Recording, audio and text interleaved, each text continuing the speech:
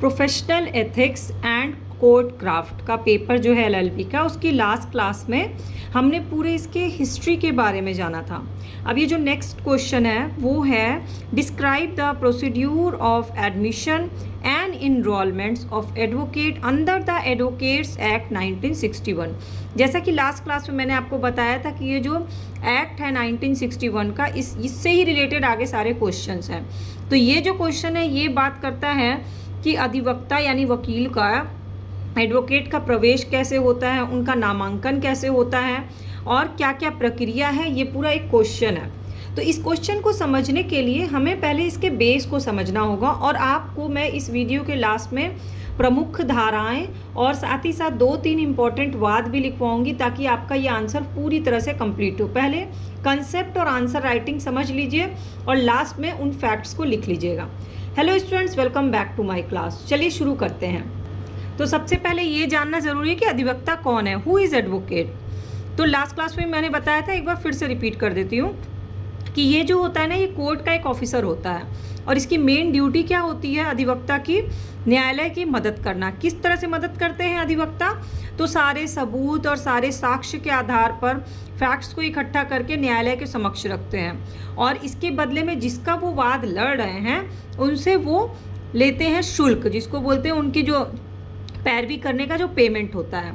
लेकिन एक्ट के धारा 2 क के अनुसार अधिवक्ता से तात्पर्य इस अधिनियम के उपबंधों के अधीन किसी नामावली में दर्ज अधिवक्ता ही अभिप्रेत है। जिसका लिस्ट में नाम होगा वही अधिवक्ता कहलाएगा। तो राज्य विधिक परिषद, जो स्टेट बार काउंसिल होती है, अधिवक्ताओं की सूची तैयार करती है और इसकी कॉपी भारतीय विधिक परिषद यानी इंडियन बार काउंसिल को भेजती है।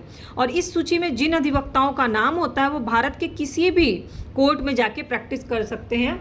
यानी कि एडवोकेट वही होगा जिसका बार काउंसिल की लिस्ट में नाम होगा। पहला, अधिवक्ता का कर्तव्य क्या होता है? न्यायालय की मदद करना। अधिवक्ता कौन होता है? जिसको विधि का ज्ञान होता है, कानून का ज्ञान होता है। अधिवक्ता कौन होता है? जिसने रजिस्ट्रेशन करवाया हो। अधिवक्ता होता है जो अपने व्यवसाय के बदले में शुल्क लेकर के अपने क्लाइंट का, मुवक्किल का पैरवी करता है। और अधिवक्ता जो होता है वो स्वतंत्र होता है और बहुत ही पवित्र काम होता है और एक तरह से ये समाज कार्य का काम करता है। तो बेसिकली क्या हो गया, ये हो गए अधिवक्ता। अब बात करते हैं कि अधिवक्ता के बारे में इस एक्ट में क्या दिया गया है। तो ये जो प्रवेश और नामांकन है, अधिवक्ता अधिनियम की धारा 16 से धारा 28 तक अधिवक्ताओं के प्रवेश और नामांकन से जुड़े हैं। 16 से 28 तक ये नोट डाउन कर लीजिएगा। मैं आपको एक्स्ट्रा चीज़ें भी बताती हूँ और लिखवाती हूँ इसीलिए ताकि आपका आंसर कंप्लीट हो जाए। अब इसके नामांकन और प्रवेश से संबंधित क्या क्या चीज़ें हैं वो समझते हैं। तो अधिवक्ता के रूप में प्रवेश के लिए आवेदन एक प्रारूप होता है, ठीक। उस राज्य के विधिक परिषद यानी कि जो स्टेट का बार काउंसिल होता है उसमें वो प्रारूप भर के दिया जाता है। इसके बाद आवेदन करने के एक पूरा विधि व्यवसाय की तरह काम करना होता है। फिर आवेदन पत्र को अपनी नामांकन समिति के साथ सामने भेजा जाता है और अधिवक्ता अधिनियम 1961 की धारा 10 ख के अनुसार नामांकन समिति राज्य विधिक परिषद यानी bar council of state bar council द्वारा अपने सदस्यों में से निर्वाचित 3 सदस्यों से मिलकर बनती है। इसके बाद अधिनियम 1961 की धारा 26 में अधिवक्ता के रूप में प्रवेश के लिए आवेदन के निपटारे की प्रक्रिया का वर्णन किया गया। इसके अनुसार स्टेट बार काउंसिल के रूप में प्रवेश के लिए प्रत्येक आवेदन को अपने नामांकन समिति को निर्दिष्ट करेगा और ऐसी समिति उपधारा 2 और उपधारा 3 के उपबंधों के अधीन रहते हुए, किसी ऐसे निर्देश के अधीन रहते हुए जो इस निमित्त राज्य विधिक परिषद द्वारा लिखित रूप से दिया जाएगा, विहित रीति से आवेदन का निपटारा करेगी। तो बेसिकली ये जो स्टेट बार काउंसिल है इसी के पास आवेदन जाता है और उसमें जो निर्देश दिए गए उसके अधीन रहते हुए स्टेट बार काउंसिल उसको पूरा चेक करती है और ये आवेदन लिखित रूप से दिया जाता है और फिर उसी हिसाब से आवेदन का निपटारा स्टेट बार काउंसिल करती है। पर यदि भारतीय विधिक परिषद का या तो इस निमित्त उसे किसी किए गए निर्देश पर समाधान हो जाता और किसी व्यक्ति ने किसी आवश्यक तथ्य के संबंध में दुर्वापदेशन मतलब गलत इन्फॉर्मेशन दिया हो, कोई कपट किया हो, कोई फर्जी डिग्री लगा दी हो, तो उसका असर दिखता है। तो नामावली में जो लिस्ट होती है उसमें से नाम दर्ज करवाया हो तो उस व्यक्ति को सुनवाई का पहले अवसर दिया जाएगा और अगर सुनवाई के दौरान वो फैक्ट्स को चेक मतलब सही साबित नहीं कर पाता है तो उसका लिस्ट से नाम हट जाएगा। अब जहां किसी राज्य विधिक परिषद की नामांकन समिति किसी ऐसे आवेदन से इनकार करने का प्रस्ताव रखती है, वहां वह आवेदन को भारतीय विधिक परिषद यानी इंडियन बार काउंसिल की राय के लिए फिर भेजती है, जहां थोड़ा भी डाउट होता है स्टेट बार काउंसिल को। और फिर अगर वो भी आवेदन से इनकार कर देती है तो उसी आधार पर समर्थन कर देती है फैक्ट चेक करके। तो बेसिकली स्टेट बार काउंसिल की नामांकन समिति उपधारा 2 के अधीन और भारतीय विधिक परिषद को किसी आवेदन का निपटारा भारतीय विधिक परिषद की राय के अनुसार करेगी। तो ये जो होता है ना, स्टेप बाय स्टेप होता है, ये सारा जो सिलेक्शन वाला होता है नामांकन का प्रोसेस, वो स्टेप बाय स्टेप होता है। अब अगला है कि एनरोलमेंट कैसे होगा एडवोकेट का। तो फिर से धारा 16 में ही उपबंध है कि अधिवक्ता के 2 वर्ग होते हैं, एक तो वरिष्ठ अधिवक्ता और दूसरा होता है अन्य अधिवक्ता। तो कोई भी अधिवक्ता अपनी सहमति से वरिष्ठ अधिवक्ता का पदनाम दिया जा सकता है यदि उच्चतम न्यायालय या किसी उच्च न्यायालय की राय है कि वो अपनी योग्यता, अपने विधि व्यवसायी वर्ग में, विधि व्यवसाय के काल में, विधि विषयक जो उसको विशेष ज्ञान है, उसको अनुभव है, तो उसको इस आधार पे ये सम्मान दिया जा सकता है कि वो वरिष्ठ अधिवक्ता, अगर उसके पास ये सारी चीज़ें हैं। और वरिष्ठ अधिवक्ता अपने विधि व्यवसाय के मामले में इनके अधीन होगा और भारतीय विधिक परिषद विधि व्यवसाय के हित में विहित करेगा। तो उच्चतम न्यायालय का ऐसा अधिवक्ता जो नियत दिन के ठीक पूर्व न्यायालय के वरिष्ठ अधिवक्ता था, इस धारा के प्रयोजन के लिए वरिष्ठ अधिवक्ता समझा जाएगा। तो कितने तरह के अधिवक्ता होते हैं एनरोलमेंट के समय? 2 तरह के, धारा 16 में, एक वरिष्ठ और एक अन्य। वरिष्ठ कौन बनता है? जिसको राज्य विधि परिषद को लगता है कि जिसको अपने विधि व्यवसाय का नॉलेज बहुत अच्छा है, जो उसमें विधि व्यवसायी वर्ग में वो योग्यता रखता है, तो उसकी राय में जो उच्चतम न्यायालय या किसी उच्च न्यायालय में अच्छी राय रखता हो तो वो वरिष्ठ अधिवक्ता बन सकता है। लेकिन इसमें टर्म कंडीशन क्या है कि कोई भी ऐसा वरिष्ठ अधिवक्ता 31 दिसंबर 1965 के पहले उस विधि की जो नामावली रखती है उसका नाम दर्ज किया गया हो और आवेदन वो वरिष्ठ अधिवक्ता नहीं बना रहना चाहता है और विधिक परिषद उस आवेदन को दे सकेगी और नामावली परिवर्तित भी की जाएगी। डेट क्या है? 31 दिसंबर 1965। अब नियम ये भी कहता है कि कोई भी वरिष्ठ अधिवक्ता किसी भी ऐसे अधिकरण या प्राधिकरण जिसका उल्लेख धारा के अंतर्गत किया गया हो, अधिवक्ता जिसका नाम नामावली में नामांकित हो या राज्य नामावली के भाग 2 में अधिवक्ता के बिना उपस्थित नहीं होगा। यहाँ पे कोई भी वरिष्ठ अधिवक्ता इस अध्याय के लागू होने के पूर्व से ही किसी वाद में अभियोजित हो या वरिष्ठ अधिवक्ता भी लागू होने के बाद तब तक उपस्थित नहीं हो सका जब तक कि उसके साथ अधिवक्ता जो कि राज्य नियमावली के भाग 2 में नामांकित हो भी उसके साथ नहीं किया जाता। पर वरिष्ठ अधिवक्ता राज्य नियमावली के भाग 2 में नामांकित के बिना भी उपस्थित हो सकता है, बशर्ते उसे किसी आपराधिक मामले के बचाव का अभियोजक के रूप में उसके होने के पूर्व या इन नियमों के पूर्व में ही उपस्थित होने को कहा गया हो।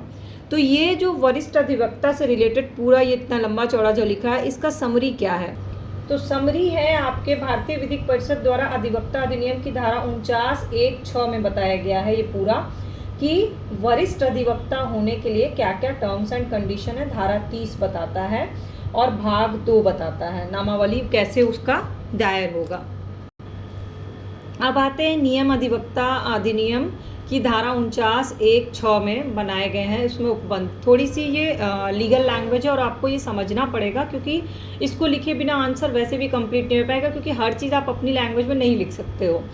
वरिष्ठ अधिवक्ता अपने मुवक्किल की ओर से बहस के दौरान अधिवक्ता द्वारा दिए गए निर्देश में कटौती कर सकता है क्योंकि वो वरिष्ठ है और अधिवक्ता ने जो उसको निर्देश दिया है वो सुनवाई के दौरान उसको कम कर सकता है अथवा परिवचन दे सकता है। अधिवक्ता किसी भी मामले में राज्य नामावली के भाग 2 में नामांकित अपने कनिष्ठ अधिवक्ता यानी उसके अंडर में जो काम कर रहा है उसको मामले में उसके द्वारा सेवाओं के लिए युक्त फीस प्रदान करके ये नियम ये भी उपबंध करता है कि वरिष्ठ अधिवक्ता किसी भी ऐसे वाद में पहले ही कनिष्ठ अधिवक्ता के रूप में उपस्थित हुआ हो, कोई एक ऐसा वाद चल रहा हो जिसमें पहले वो छोटे अधिवक्ता के रूप में केस लड़ रहा था, बाद में उसी केस में वो वरिष्ठ अधिवक्ता हेतु आ गया, तो अपीलीय न्यायालय अथवा उच्चतम न्यायालय में अधिवक्ता के बिना उपस्थित नहीं हो सकता है, उसके साथ एक कनिष्ठ अधिवक्ता होना चाहिए। यह उपबंध भी किया गया है कि अधिवक्ता अपने मुवक्किल से सीधे निर्देश या सलाह इस बारे में नहीं लेगा कि न्यायालय या अधिकरण अथवा व्यक्ति अथवा भारतीय प्राधिकरण के समक्ष उपस्थित हैं। तो अधिवक्ता अधिनियम की धारा 24 के अनुसार कोई भी व्यक्ति इस अधिनियम के अधीन बनाए गए नियमों के उपबंध के अधीन हुए राज्य नामावली से अधिवक्ता दृष्ट किए जाने के लिए अर्हित तभी होगा जब वो कुछ शर्तें पूरा करता हो। सबसे पहली शर्त कि वो भारत का नागरिक हो, ये तो कंपलसरी है। पर इस अधिनियम के अन्य उपबंधों में किसी अन्य देश का किसी राज्य नामावली में अधिवक्ता की दशा में प्रविष्ट किया जा सकेगा जब सम्यक रूप से अर्हित भारत का नागरिक उस देश में विधि व्यवसाय करने के लिए अनुज्ञात हो, विधि व्यवसाय करने लायक हो। उसकी उम्र कितनी होनी चाहिए? कम से कम 21 वर्ष। इसके अलावा उसने भारत के राज्य क्षेत्र के किसी भी विश्वविद्यालय से 1967 से पहले विधि की उपाधि प्राप्त कर ली है। किसी ऐसे क्षेत्र के जो भारत शासन अधिनियम 1935 द्वारा परिनिश्चित भारत के भीतर 15 अगस्त 1947 के पहले समाविष्ट था और किसी विश्वविद्यालय से उस तारीख के पहले विधि की उपाधि प्राप्त कर ली है। और तीसरा ऐसा उपबंध है जिसके सिवाय विधि विषय में 3 वर्ष के पाठ्यक्रम को पूरा करने के बाद भारत के किसी विश्वविद्यालय से भारतीय विधिक परिषद द्वारा यानी बार काउंसिल द्वारा मान्यता प्राप्त 1967 के पश्चात उसकी उपाधि प्राप्त कर ली है। चौथा, विधि विषय में ऐसा पाठ्यक्रम पूरा करने के बाद जिसकी अवधि शिक्षण 1967-68 और पूर्ववर्ती शिक्षण वर्ष से प्रारंभ होकर 2 शिक्षण वर्ष तक कम को न भारत के किसी विश्वविद्यालय से भारतीय विधिक परिषद द्वारा प्रयोजन के लिए मान्यता प्राप्त की हो, विधि की उपाधि प्राप्त कर ली हो, और अन्य किसी दिशा में भारत के राज्य क्षेत्र से बाहर किसी विश्वविद्यालय से विधि की उपाधि प्राप्त कर ली हो और भारतीय विधिक परिषद द्वारा उसको ये मान्यता भी मिल गई हो। वह ऐसी अन्य शर्तें भी पूरी करता हो जो इस अध्याय के अधीन bar council, state bar council में दिया गया है। वहाँ नामांकन कराया गया हो, स्टैम्प शुल्क यदि कोई हो तो 250 रुपये का नामांकन फीस दिया हो। पर जहाँ ऐसा व्यक्ति SC/ST का सदस्य है तो ऐसे अधिकारी से जो विहित किया जाए उसका आशय का प्रमाण पत्र पेश करता है, अपने SC/ST का सर्टिफिकेट, वहाँ उसके द्वारा स्टेट बार काउंसिल के संदेह नामांकन फीस कितनी होगी? 125 रुपये होगी।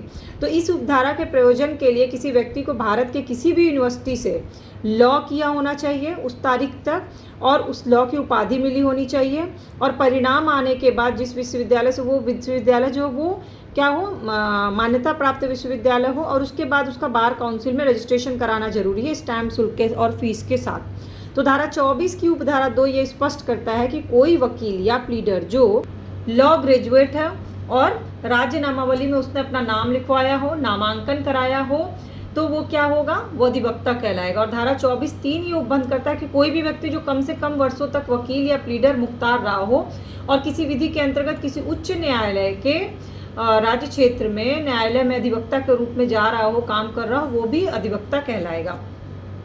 अब सवाल उठता है कि अधिवक्ताओं की न्याय प्रशासन में भूमिका क्या है, क्योंकि इसको कंक्लूड के बिना ये आंसर कंप्लीट होगा नहीं।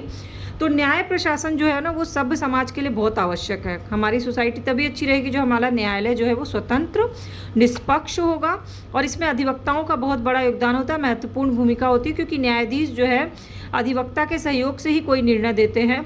निर्णय न्यायाधीश के अपने थॉट्स होते हैं बट अधिवक्ता ही फैक्ट्स को लेकर के आता है, पूरी भागीदारी अधिवक्ता की होती है। इस कारण उसका कर्तव्य है कि न्यायालय के प्रति वो आदर रखे। न्यायालय अधिवक्ता के कथन पे अपने निर्णय को आधारित करता है और अधिवक्ता का कर्तव्य होता है कि न्यायालय के समक्ष ईमानदारी से सारी चीज़ें लाए, न्यायालय को भ्रमित ना करे।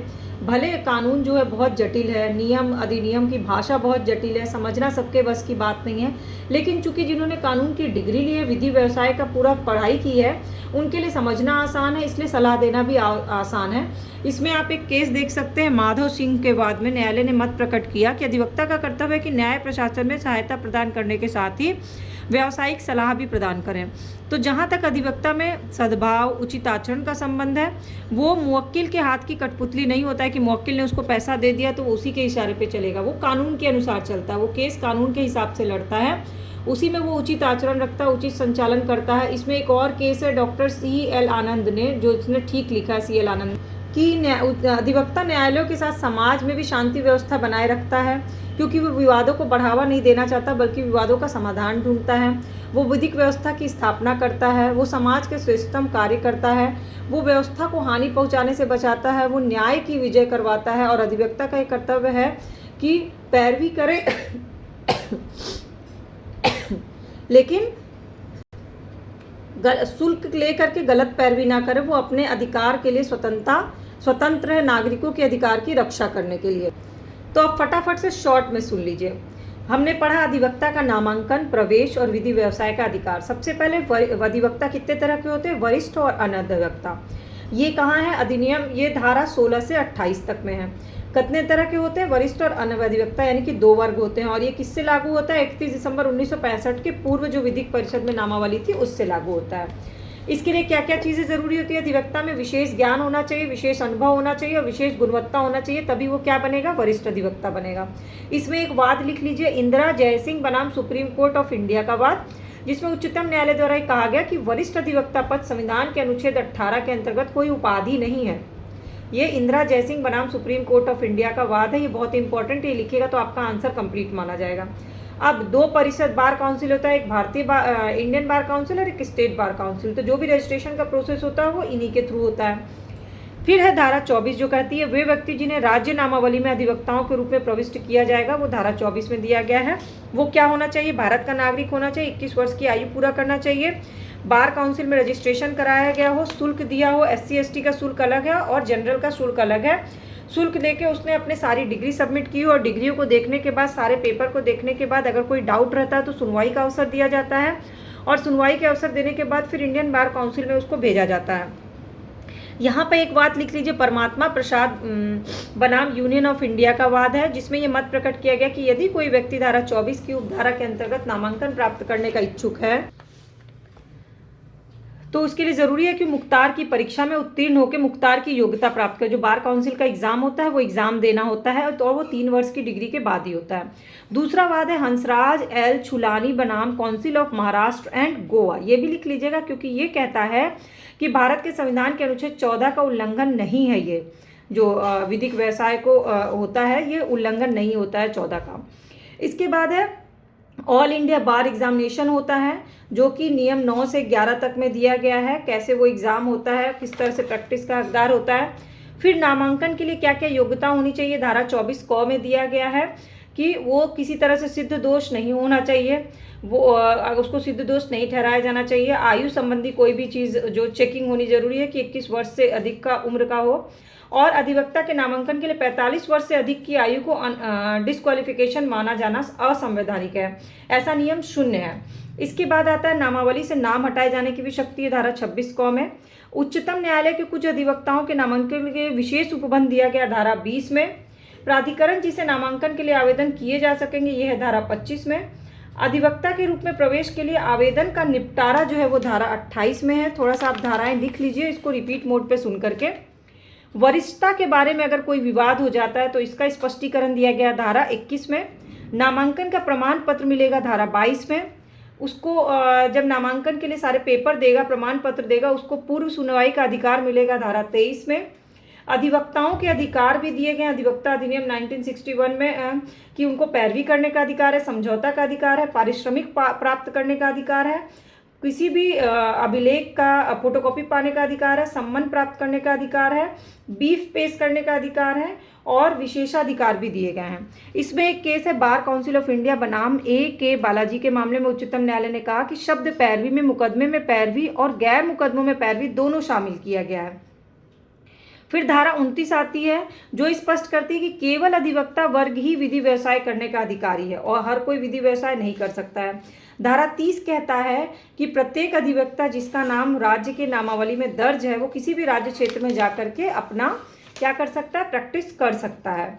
तो कुछ वाद मैंने आपको लिखा दिए और आपको इम्पोर्टेंट वो बता दिए। लास्ट में आप ऐड कर लीजिएगा कोविड 2019 में सहायता पाने का अधिकार। मनमोहन कंडवाल बनाम स्टेट ऑफ उत्तराखंड के मामले में उत्तराखंड उच्च न्यायालय द्वारा कहा गया कि स्टेट बार काउंसिल और इंडियन बार काउंसिल के पास जो फंड हैं वो उपलब्ध होने पे कोविड 2019 के दौरान ज़रूरतमंद अधिवक्ताओं को वित्तीय सहायता उपलब्ध कराई जानी चाहिए। लेटेस्ट का आप इसमें ऐड कर सकते हो। तो इस तरह से अधिवक्ता का नामांकन, उसका प्रवेश, विधि व्यवसाय में उसका अधिकार और उसका क्या महत्व है पूरे विधि व्यवसाय में, भूमिका क्या है, ये सारी चीज़ें मैंने आपको बता दी। अब आप इसको रिपीटेड मोड पे एक बार सुन करके कुछ फैक्ट्स को नोट डाउन कर लीजिएगा और क्लास समझ में आई होगी तो सब्सक्राइब या फॉलो बटन को क्लिक करके बेल आइकन को प्रेस कर लीजिएगा। बाकी की क्लासेस चैनल के प्लेलिस्ट पे अपलोड है, उसको जाके ज़रूर देखिएगा।